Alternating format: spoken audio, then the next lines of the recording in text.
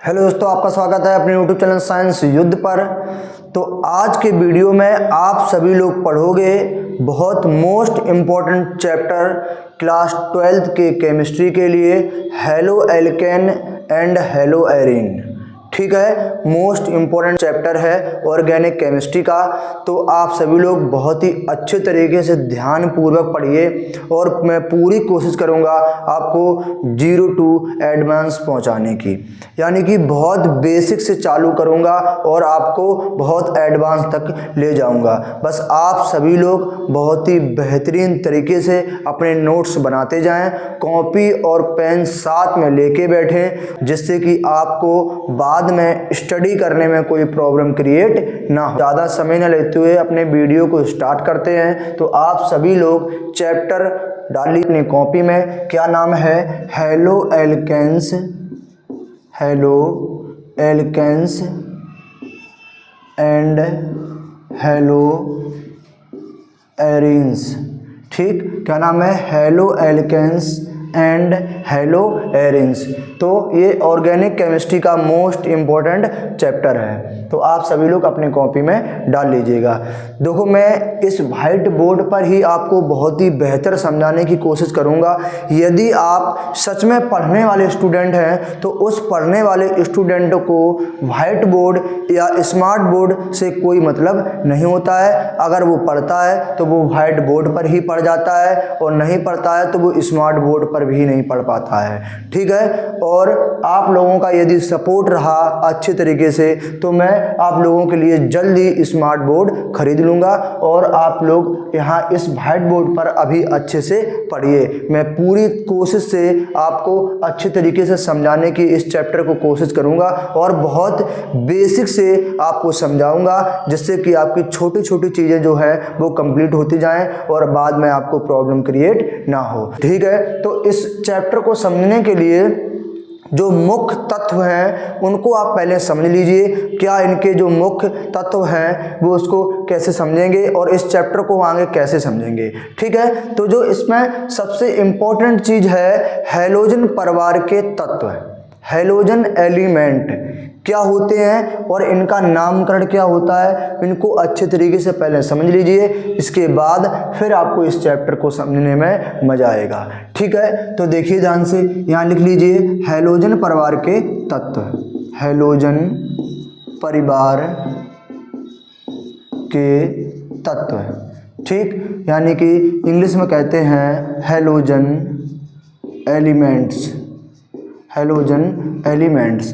ठीक, क्या होते हैं हैलोजन एलिमेंट्स? देखिए ध्यान से, यहाँ आपका पहला होता है Cl, इसके बाद Br, इसके बाद में आपका होता है F, इसके बाद में होता है आपका I।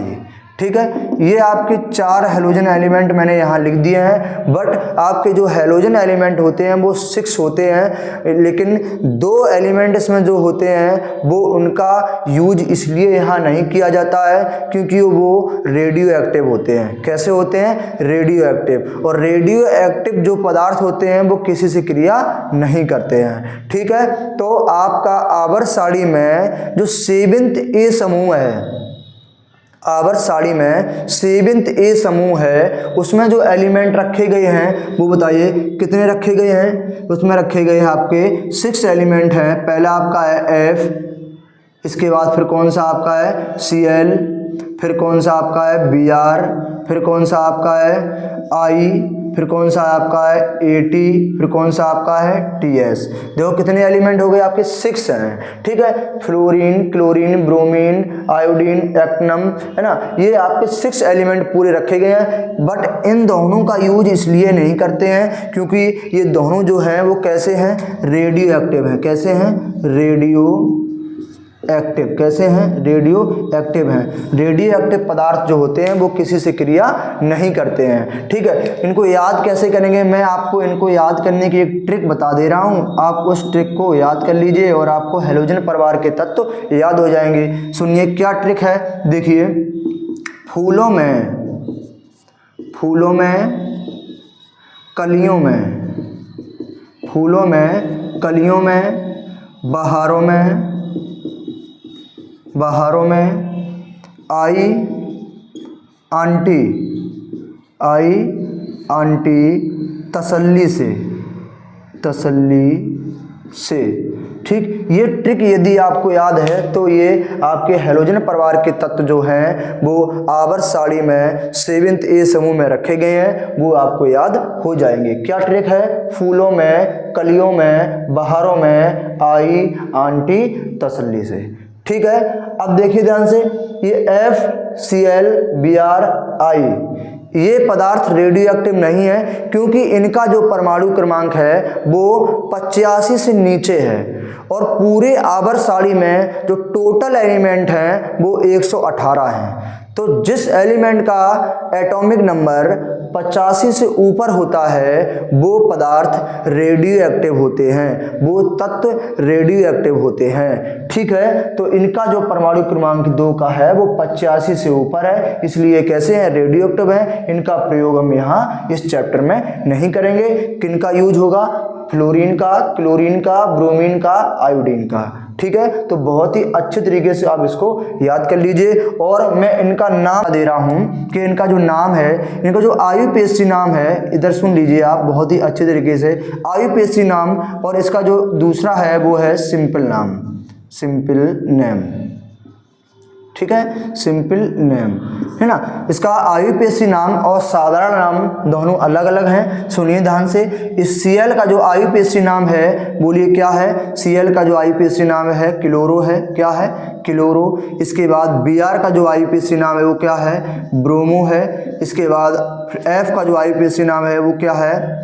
F का फ्लोरो है। क्या है? फ्लोरो है। ठीक है, और जो I का होता है IODO, आइडो होता है। ठीक है, यानी कि Cl का IUPAC नाम क्लोरो, Br का IUPAC नाम ब्रोमो, F का IUPAC नाम फ्लोरो और I का IUPAC नाम जो होता है वो आइडो होता है। ठीक है, अब इनके सिंपल जो नाम है इनकी तरफ बढ़ते हैं। बोलिए, अब Cl का जो सिंपल नाम है वो क्या होता है? क्लोराइड होता है। इसके बाद Br का जो IUPAC जो सिंपल नाम होता है क्या होता है? ब्रोमाइड होता है। F का जो होता है वो बताइए क्या होता है? फ्लोराइड। और इसका I का जो होता है वो होता है आयोडाइड। क्या होता है? आयोडाइड। ठीक है, तो बहुत ही सरल इनके नाम हैं, आप लोग इनको बहुत ही अच्छे तरीके से समझ लीजिए और इनको लिख लीजिए अपने कॉपी में कि हैलोजन एलिमेंट में जो कितने तत्व इस चैप्टर में यूज होने वाले हैं वो 4 हैं। वो कौन से? Fluorine, chlorine, Br, I, AT और TS। अगर इनके आपको परमाणु क्रमांक चाहिए तो इनका परमाणु क्रमांक एक ट्रिक के द्वारा मैं आपको बता दे रहा हूँ। इसका जो फ्लोरीन का परमाणु क्रमांक होता है 9 होता है। इसमें आप कितना जोड़ना है? आपको इसमें आपको 8 जोड़ना है। कितने हो जाएगा ये, है ना? इसमें 8 जोड़ना 17 हो जाएगा और इसमें आपको कितना जोड़ना है? इसमें जोड़ना 18 आपको, ये हो जाएगा आपका 35। इसके बाद इसमें भी आपको 18 जोड़ना है। इसके बाद इसमें आपको कितना जोड़ना है? 32 जोड़ना है। इसमें आपको 32 जोड़ना है। ठीक है, ये इसका मैजिक नंबर है 8, 18, 18, 32, 32।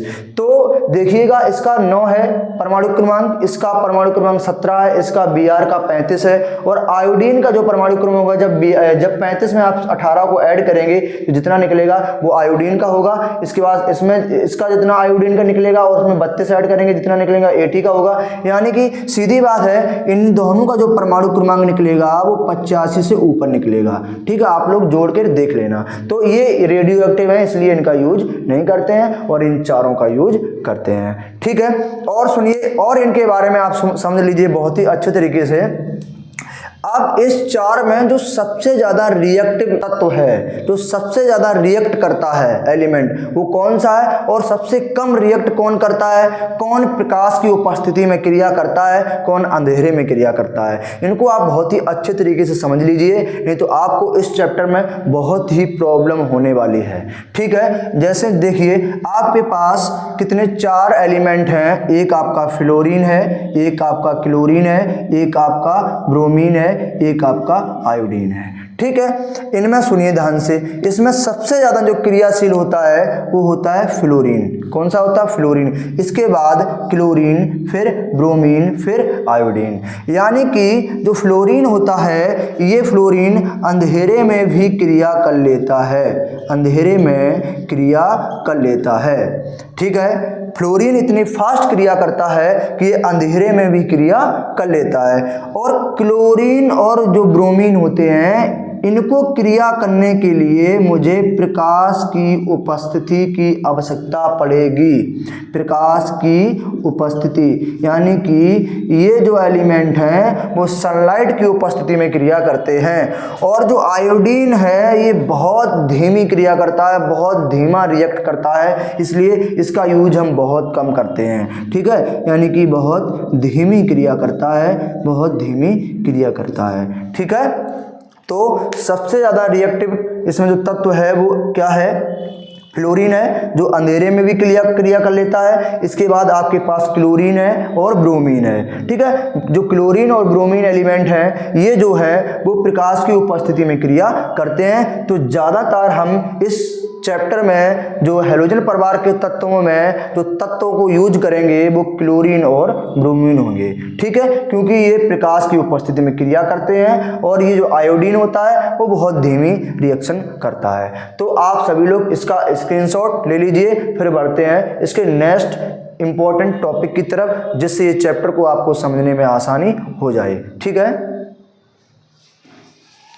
तो आपने उसका स्क्रीनशॉट ले लिया होगा कि हैलोजन परिवार के तत्व क्या होते हैं। मैंने इसको अच्छे तरीके से समझा दिया है। अब सुनिए इस चैप्टर में उसका यूज कैसे होगा। देखिए ध्यान से, हैलोजन परिवार के तत्वों को हम इस चैप्टर में X से डिनोट करेंगे, यानी कि एक बंद हैलोजन परिवार के तत्वों में कैसा रहेगा? खाली रहेगा। आपको बॉन्ड X का मतलब समझ में आना चाहिए कि जहां भी बॉन्ड X होगा वहां क्या होगा? हैलोजन परिवार के तत्व होंगे।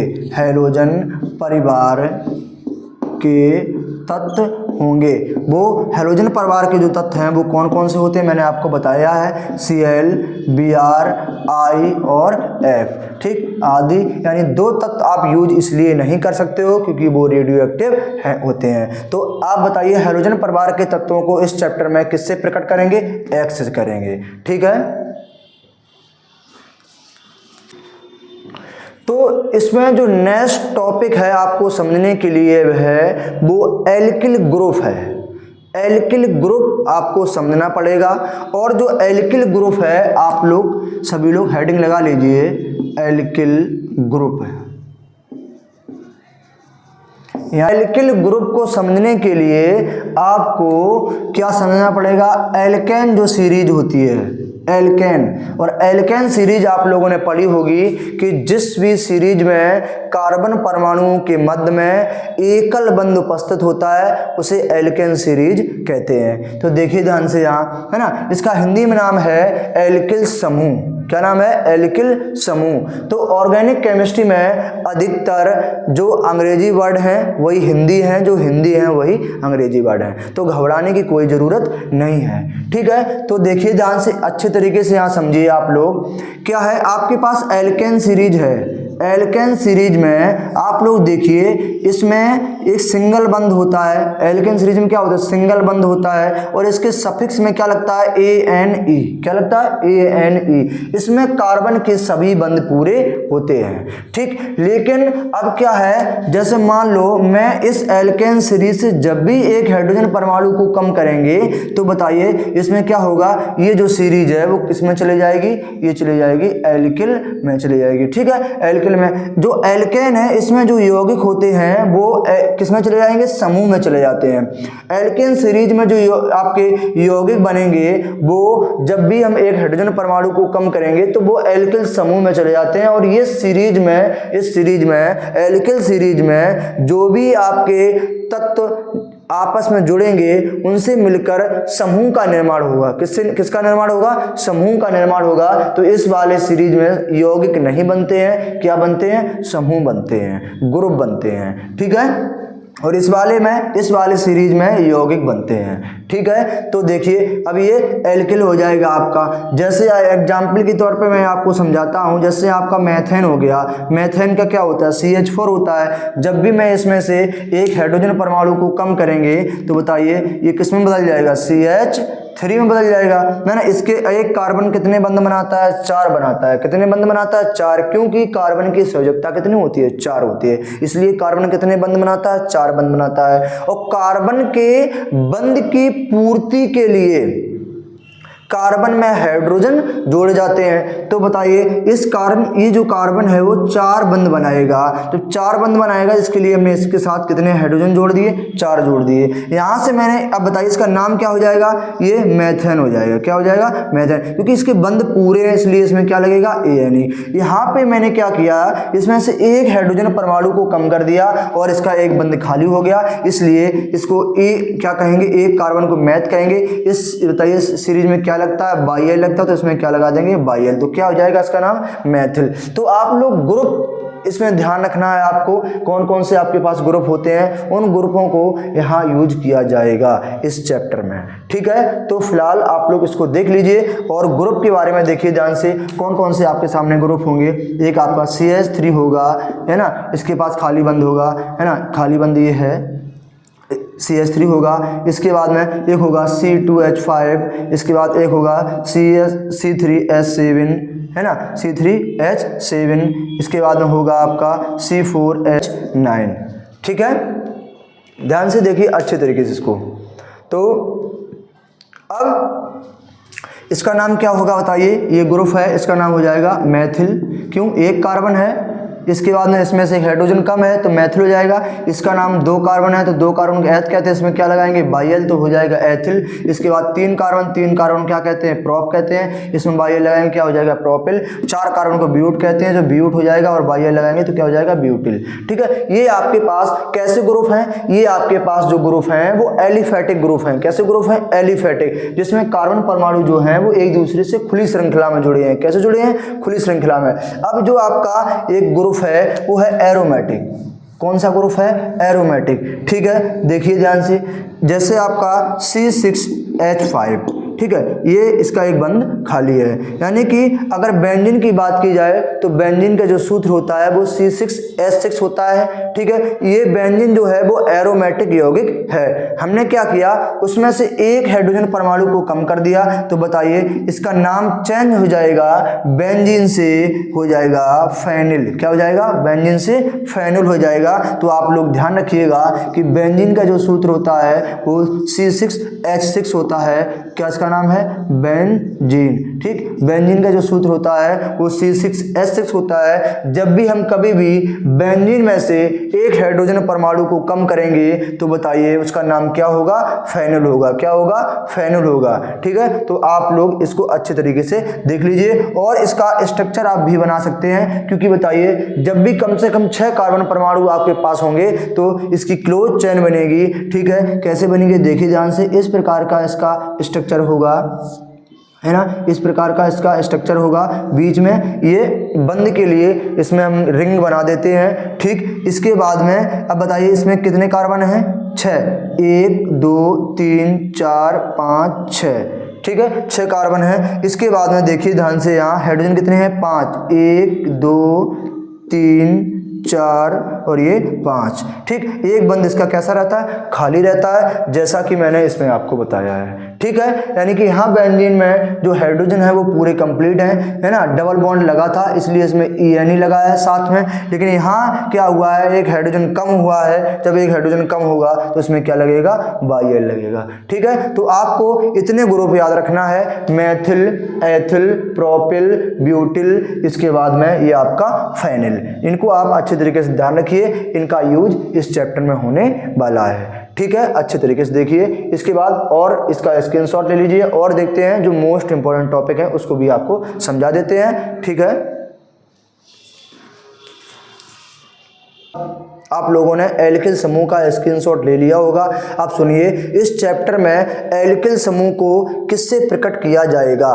तो सुनिए ध्यान से, एल्किल ग्रुप है, एल्किल ग्रुप है। ठीक है, इस चैप्टर में जो एल्किल ग्रुप होगा उसको आप R से प्रकट करेंगे। ठीक है, एक बंद क्या रहेगा, खाली रहेगा, नहीं तो इस प्रकार से लिखा होगा, नहीं तो आपको इस प्रकार से लिखा मिलेगा। तो आप समझ लेना R बराबर क्या होता है, एल्किल ग्रुप होता है। और मैंने बताया है, जैसे में बताइए एल्किल ग्रुप कौन कौन से होंगे, CH3 बंद खाली होगा, इसके बाद C2H5 बंद खाली होगा, C3H7 बंद खाली होगा। ठीक है, इनके नाम भी पता होना चाहिए, मैथिल, एथिल और प्रोपिल। ठीक है, तो देख लीजिए इसको और फिर बढ़ते हैं आगे। तो मैंने आपको हेलोजन एलिमेंट के बारे में बहुत ही अच्छे तरीके से समझा दिया है। इसके बाद में मैंने आपको एल्किल ग्रुप के बारे में भी बहुत ही अच्छे तरीके से समझा दिया है। अब आप बढ़ते हैं, अब देखेंगे आप लोग, अब आप लोग हेडिंग लगा लीजिए हाइड्रोकार्बन। क्या हेडिंग लगाएंगे, हाइड्रोकार्बन। ठीक है, सभी लोग अपनी कॉपी में हेडिंग लगा लीजिए हाइड्रोकार्बन। ठीक, इसकी परिभाषा क्या होती है आप सभी लोग बहुत ही अच्छे तरीके से सुनिए कि वे यौगिक जिनमें हाइड्रोजन और कार्बन दोनों उपस्थित होते हैं उसे हाइड्रोकार्बन कहते हैं। ठीक है, तो देखिए ध्यान से, यहाँ आप लोग लिख लीजिए वे यौगिक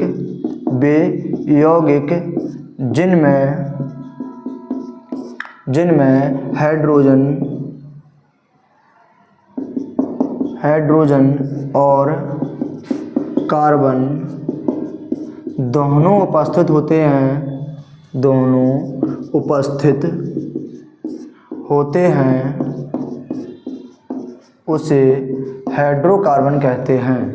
उसे हाइड्रोकार्बन कहते हैं।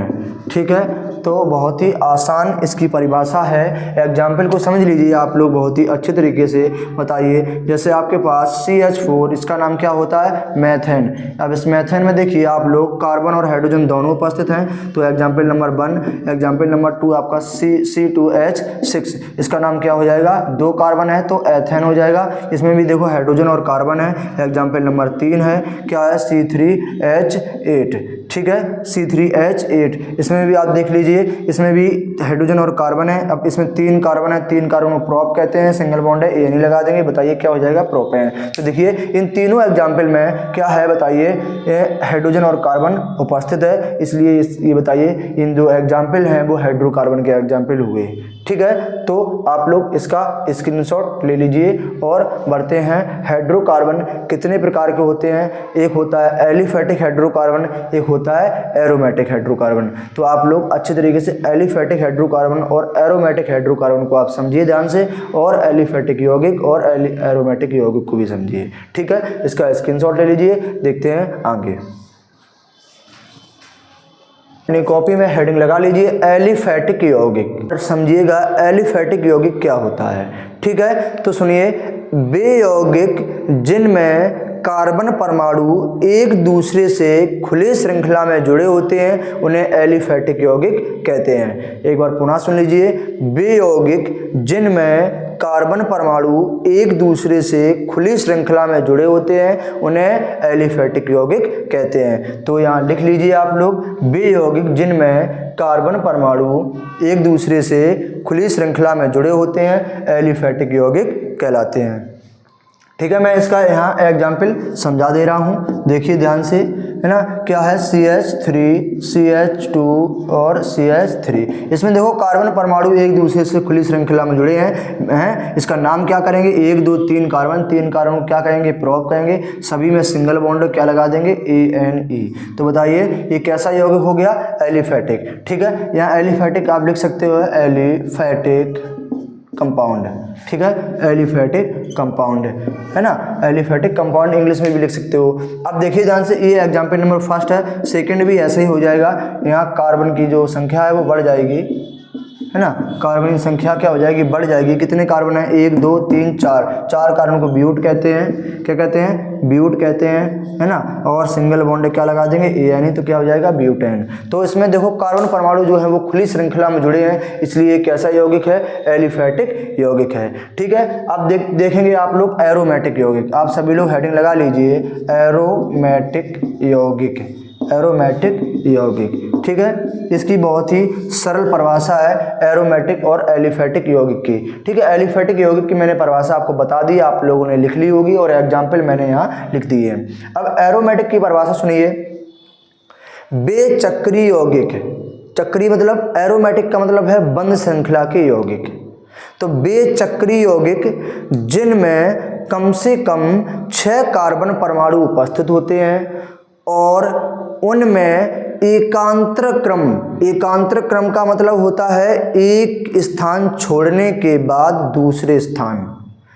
बेचक्री यौगिक जिनमें कम से कम 6 कार्बन परमाणु उपस्थित होते हैं और एकांतर क्रम में द्विबंध लगे होते हैं, उन्हें हम क्या कहते हैं? उन्हें हम एरोमेटिक यौगिक कहते हैं।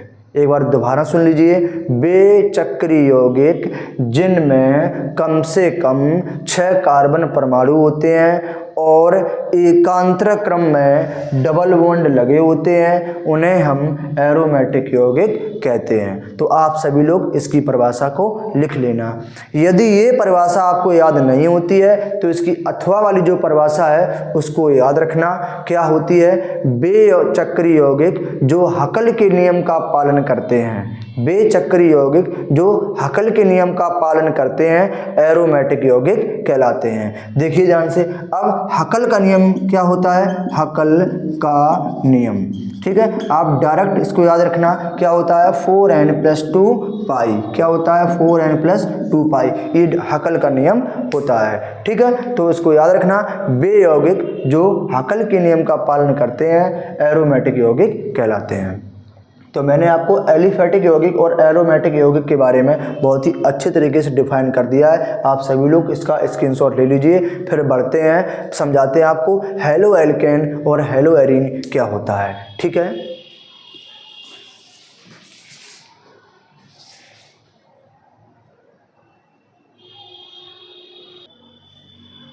तो आप सभी लोग हेडिंग लगा लीजिए। क्या हेडिंग लगाएंगे? जो इस चैप्टर की इम्पोर्टेंट हेडिंग है वो है हेलो एल्केन्स। क्या नाम है? हेलो एल्केन्स, ठीक है। क्या होता है हेलो एल्केन्स? आप लोग बहुत ही अच्छे तरीके से, बेहतर तरीके से समझ पाएंगे क्योंकि मैंने इसके जितने ही बेसिक टर्म्स थे वो आपको समझा दिए हैं, ठीक है। अब देखिए बहुत ही अच्छे तरीके से इसको समझिए। मैंने आपको बताया है कि एलिफैटिक यौगिक क्या होते हैं, एलिफैटिक हाइड्रोकार्बन क्या होता है। जो एलिफैटिक यौगिक की परिभाषा है वही एलिफैटिक हाइड्रोकार्बन की परिभाषा हो जाती है, ठीक है। थोड़ा बहुत डिफरेंट होता है बट सेम ही होती है। अब सुनिए ध्यान से, अब आपको पता होता है कि एलिफैटिक यौगिक क्या होते हैं और एरोमेटिक यौगिक क्या होते हैं, ठीक है। देखिए ध्यान से, तो मैं क्या कर रहा हूँ, एक एलिफैटिक हाइड्रोकार्बन ले रहा हूँ। क्या कर रहा हूँ? एक एलिफैटिक हाइड्रोकार्बन ले रहा हूँ या एक एलिफैटिक यौगिक ले रहा हूँ, ठीक। मैंने मान लीजिए यहाँ एक एलिफैटिक क्या लिया? यौगिक लिया। यहाँ लिख लीजिए एलिफैटिक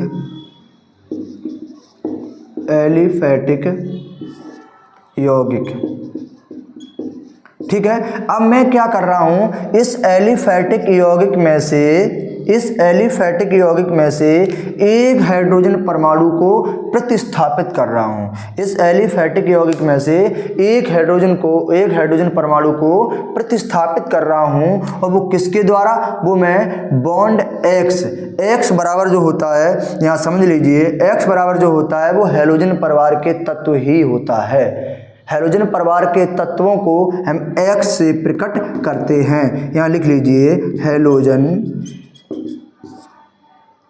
परिवार के तत्व, हैलोजन परिवार के तत्व जो X होता है वो हैलोजन परिवार के तत्व ही होता है। तो बताइए इसके स्थान पर कुछ भी हो सकता है Cl और Br में से, ठीक है। अब देखिए ध्यान से, तो मैंने क्या किया, एक एलिफैटिक यौगिक में से एक हाइड्रोजन परमाणु को प्रतिस्थापित किया, वो भी किसके द्वारा? बॉन्ड X के द्वारा। किसके द्वारा? बॉन्ड X के द्वारा। और प्रतिस्थापित में ये होता है कि जो भी परमाणु किसी दूसरे यौगिक में से जिस तत्व को हटाएगा उसके स्थान पर स्वयं जुड़ जाएगा, ये होता है प्रतिस्थापन, ठीक है। तो क्या होगा बताइए? R आपका यहीं रहेगा, इस हाइड्रोजन को इस X ने प्रतिस्थापित किया है तो इसके जगह पर ये X जुड़ जाएगा। इसका नाम था एलिफैटिक यौगिक या एलिफैटिक हाइड्रोकार्बन। अब जो यौगिक बना है अब जो यौगिक बना है यही यौगिक का जो नाम होगा वो होगा हैलो एल्केन्स। क्या नाम होगा? Halo alkanes. ठीक है, अब जो यौगिक प्राप्त हुआ है वो कौन होगा? Halo alkanes. तो मैंने आपको बहुत ही अच्छे तरीके से इसको समझा दिया है, और आप लोगों को यदि समझ में नहीं आया हो तो आप लोग वीडियो को बैक करके देख लें। ठीक है, अब इसके एग्जाम्पल की तरफ बढ़ते हैं, देखिएगा कैसे समझते हैं। R बराबर होता है, मैंने बताया है R बराबर होता है आपका एल्किल ग्रुप। R बराबर क्या होता है? एल्किल ग्रुप, जो मैंने आपको समझाया है। देखिए यहाँ समझ लीजिए, R बराबर होता है एल्किल ग्रुप। क्या होता है? Alkyl group. और एल्किल ग्रुप में मैंने आपको बताया है बॉन्ड CH3 हो सकता है, बॉन्ड C2H5 भी हो सकता है। ठीक है, ये R बराबर क्या होता है? एल्किल ग्रुप होता है, जो मैंने आपको समझा दिया है। तो देखिए हम R की जगह पे क्या रख रहे हैं, कोई एल्किल ग्रुप में से, जैसे मान लीजिए मैंने यहाँ CH3 रख दिया और H इसके साथ में है। अब बताइए इसका नाम क्या होगा? एक कार्बन 4 बंध बनाता है, इसके 4 बंध पूरे हैं। बताइए इस एक कार्बन को मैथ कहते हैं, बंध 1 है, तो बताइए क्या लगेगा इसमें? मेथेन। अब क्या करेंगे, इसमें से मान लीजिए मैंने एक हाइड्रोजन परमाणु को विस्थापित किया, एक हाइड्रोजन परमाणु को प्रतिस्थापित किया, वो इस X की जगह पे मैं यहाँ क्या ले रहा हूँ? Cl ले रहा हूँ। ठीक है, मान लीजिए इस Cl ने इस हाइड्रोजन परमाणु को हटा दिया और इसके स्थान पर ये Cl जुड़ेगा, तो बताइए क्या होगा? हो जाएगा CH3Cl। तो जो यौगिक बना है इसका नाम बताइए क्या होगा? Cl का नाम मैंने आपको बताया था क्लोरो होता है। क्या होता है? क्लोरो होता है। और एक कार्बन को मैथ कहते हैं, और इसके मध्य में सिंगल बंध है, तो सिंगल बंध में आप लगाओगे ANE, नाम हो जाएगा क्लोरोमेथेन। और ये क्लोरोमेथेन जो है वो क्या है? हैलो एल्केन्स है। बहुत ही अच्छे तरीके से समझ लीजिए। जैसे कि अगले दूसरा एग्जाम्पल डायरेक्ट आपको मैं बता दे रहा हूँ, C2H5, एथेन से एक हाइड्रोजन कम, एथिल। ठीक है, एथिल, और इसके साथ मैं Br जोड़ दे रहा हूँ, तो बताइए ये जो यौगिक होगा वो कौन होगा? हैलो एल्केन्स होगा। और मैं बताइए इसका नाम करेंगे तो Br को क्या कहेंगे? ब्रोमो कहेंगे, और 2 कार्बन को एथ कहेंगे, तो क्या हो जाएगा? एथेन। क्या हो जाएगा? एथेन। तो इसका नाम क्या है? हैलो एल्केन्स, ब्रोमो एथेन जो। ठीक है, तो मैंने आपको हैलो एल्केन्स को बहुत ही अच्छे तरीके से समझा दिया। आप इसका स्क्रीनशॉट ले लीजिए। और अब बढ़ते हैं इसकी परिभाषा की तरफ। हैलो एल्केन्स की परिभाषा क्या होती है? ठीक है, तो अब बढ़ते हैं हैलो एल्केन्स की परिभाषा की तरफ। तो सुनिए इसकी परिभाषा क्या होती है। हाइड्रोकार्बन के वे हैलोजन व्युत्पन्न, हाइड्रोकार्बन के वे हैलोजन व्युत्पन्न जो एलिफैटिक हाइड्रोकार्बन से प्राप्त होते हैं हैलो एल्केन्स कहलाते हैं। तो बहुत ही सरल इसकी परिभाषा है, यहाँ पे लिख लीजिए, यहाँ लिख लीजिए हाइड्रोकार्बन के वे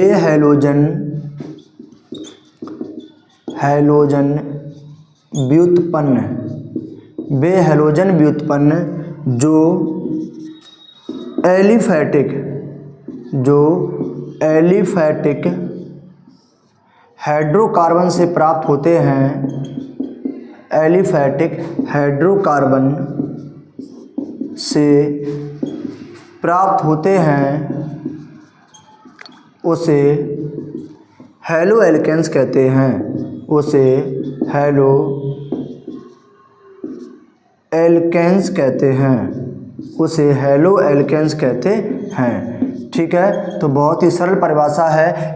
इस देखो यहाँ पे एलिफैटिक हाइड्रोकार्बन की जगह पे यहाँ पे एलिफैटिक यौगिक भी हो सकता है, तो कोई दिक्कत नहीं है। और अब बढ़ते हैं इसके एग्जाम्पल की तरफ। मैंने इसको एग्जाम्पल भी आपको बहुत ही अच्छे तरीके से समझा दिए हैं, फिर भी देख लीजिए। CH3Cl नंबर 1, नंबर 2 आपका हो जाएगा C2H5Br। नाम आपको पता है, Cl का जो नाम होता है वो क्लोरो होता है, और एक कार्बन को मैथ कहते हैं, और इसके बाद सिंगल बंध है तो मेथेन हो जाएगा। इसके बाद बाद में यहाँ Br को ब्रोमो कहते हैं तो ब्रोमो हो जाएगा। इसके बाद में बताइए यहाँ 2 कार्बन को एथ कहते हैं, एथ हो जाएगा। सिंगल बंद है तो क्या लग जाएगा Ane। तो जो ये आपको कंपाउंड लिखे हैं वो हेलो एल्केन्स है, ठीक है। मैंने इनका नाम भी आपको बता दिया है, तो आप लोग इसका स्क्रीनशॉट ले लें। तो हम आशा करते हैं ये वीडियो आपको बहुत अच्छे तरीके से समझ में आई होगी। मैंने हेलो एल्केन्स का जो इंट्रोडक्शन है आपको बहुत ही अच्छे तरीके से, बहुत ही बेसिक से समझा दिया है। और अब इसका जो अगला पार्ट होगा हेलो एल्केन्स का वर्गीकरण। क्या होगा? हेलो एल्केन्स का वर्गीकरण होगा कि इसका वर्गीकरण किस प्रकार से किया जाता है। तो नेक्स्ट वीडियो में आप इसको देखेंगे। तो मिलते हैं नेक्स्ट वीडियो में। जय हिंद।